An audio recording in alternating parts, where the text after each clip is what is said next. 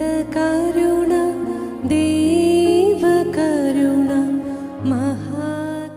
എൻ്റെ അന്തരാത്മാവിലേക്ക് ഒഴുകിയിറങ്ങിയ ദൈവകരുണ. Sister ഫൗസ്റ്റീനയുടെ diary. ഈശ്വംസിഹായിക്ക് സ്തുതിയായിരിക്കട്ടെ. ഈശ്വര ഏറ്റവും പ്രിയമുള്ള സഹോദരങ്ങളെ, വിശുദ്ധ മരിയ ഫൗസ്റ്റീന ഡയറിയിൽ 811 കണ്ണിയിൽ വലിയൊരു ആത്മീയ രഹസ്യം ഈശോ വിശുദ്ധയ്ക്ക് പങ്കുവെച്ചു കൊടുക്കുകയാണ്. ഞാൻ എൻ്റെ ഏകാന്തതയിൽ തിരിച്ചെത്തിയപ്പോൾ ഈ വാക്കുകൾ ഞാൻ ശ്രവിച്ചു. വിശുദ്ധ പറയുകയാണ്, ഈശോ എന്നോട് പറഞ്ഞു, കരുണക്കൊന്ത ചൊല്ലുന്ന ഒരാത്മാവിനെയും അവരുടെ മരണസമയത്ത് എൻ്റെ മഹത്വം എന്ന നിലയിൽ ഞാൻ സംരക്ഷിക്കും. മരിച്ചുകൊണ്ടിരിക്കുന്നവർക്ക് വേണ്ടി മറ്റുള്ളവർ ഈ ജപമാല ചൊല്ലിയാലും ഈ ദണ്ഡവിമോചനം ലഭിക്കുന്നതാണ്. മരണാസന്നരുടെ കട്ടിലിനരികെ നിന്ന് കരുണക്കൊന്ത ചൊല്ലുകയാണെങ്കിൽ ദൈവകോപം മാറിപ്പോകും. അളവറ്റ ദൈവകരുണ അവരെ പുൽകുകയും ചെയ്യും. ആ ആത്മാവ് ദൈവകരുണയാൽ പുൽകപ്പെടും. എൻ്റെ മകൻ്റെ അതിദാരുണമായ പീഡാസഹനങ്ങളെ പ്രതി എൻ്റെ അനുകമ്പാർദ്രമായ കരുണയുടെ ആഴങ്ങൾ ഞാൻ തുറന്നുവിടും. ഹല്ലേലൂയ. ഈശ്വര പ്രിയപ്പെട്ട സഹോദരങ്ങളെ,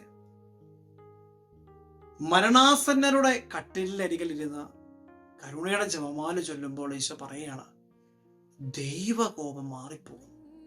അതോടൊപ്പം തന്നെ കരുണക്കൊന്ത ചൊല്ലുന്ന ഒരു വ്യക്തിയെ ഈശോ തൻ്റെ മഹത്വം എന്ന നിലയിൽ സംരക്ഷിക്കുമെന്ന് പറയുന്നു. മരിച്ചുകൊണ്ടിരിക്കുന്ന വ്യക്തിയുടെ അടുത്തിട്ട് നമ്മൾ പ്രാർത്ഥിക്കുമ്പോൾ അവരിലേക്കും ഈ ഒരു ദണ്ഡവിമോചനം ലഭിക്കുന്നു. ഈശോ പറയുകയാണ്, കരുണക്കൊന്ത ചൊല്ലുകയാണെങ്കിൽ അളവറ്റ ദൈവ കരുണ ആ ആത്മാവിനെ പുൽകുകയും എൻ്റെ മകൻ്റെ അതിദാരുണമായ പീഡാസഹനങ്ങളെ പ്രതി പിതാവായ ദൈവത്തിൻ്റെ അനുകമ്പാർദ്രമായ കരുണയുടെ ആഴങ്ങൾ ആ ആത്മാവിലേക്ക് തുറന്നു വിടുകയും ചെയ്യുന്നു.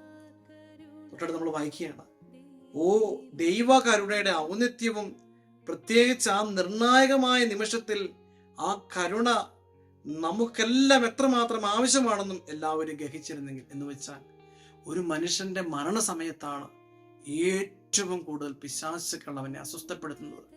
ആ സമയത്ത് നമ്മൾ കരുണയല്ലാതെ മറ്റൊന്നിനും ശരണപ്പെടാൻ പറ്റില്ല.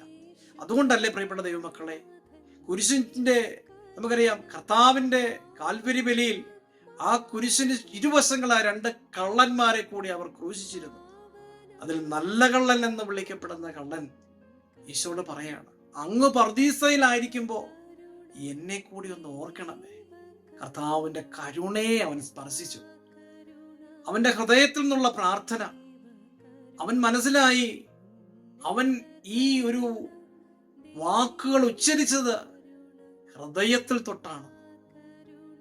നമുക്കറിയാം ഈശോ എന്താ പറഞ്ഞേ, നീ ഇന്ന് എന്നോട് പർദീസയിലായിരിക്കും. നല്ല കള്ളൻ എന്ന വിളിപ്പീരുള്ളവൻ ജീവിതം മാറ്റപ്പെട്ട് നമുക്കറിയാം വിശുദ്ധരുടെ പട്ടികയിലേക്ക് കയറുകയാണ്. കാരണം സ്വർഗത്തിലെത്തുന്ന ഒരു ആത്മാവിനെ വിശുദ്ധാത്മാവെന്നല്ലാതെ നമ്മൾ മറ്റെന്താണ് വിളിക്കുന്നത്? പ്രിയപ്പെട്ടവരെ, കരുണയിൽ ശരണപ്പെട്ട് പ്രാർത്ഥിക്കുന്നവർ, ഈശോ പഠിപ്പിച്ച ഈ അത്ഭുത ജപമാല ചൊല്ലി പ്രാർത്ഥിക്കുന്നവർ ദൈവ മഹത്വം എന്ന നിലയിൽ സംരക്ഷിക്കപ്പെടുകയും ആർക്കൊക്കെ വേണ്ടി ഈ ജപമാല ചൊല്ലുകയും അവർക്കൊക്കെ കരുണ ലഭിക്കുകയും ചെയ്യുന്നു. പ്രത്യേകിച്ച് മരണാസന്നരുടെ കട്ടുകളിനരികിൽ ഇരുന്ന് ഈ പ്രാർത്ഥന ചൊല്ലുമ്പോൾ ദൈവ കോപം മാറിപ്പോയി.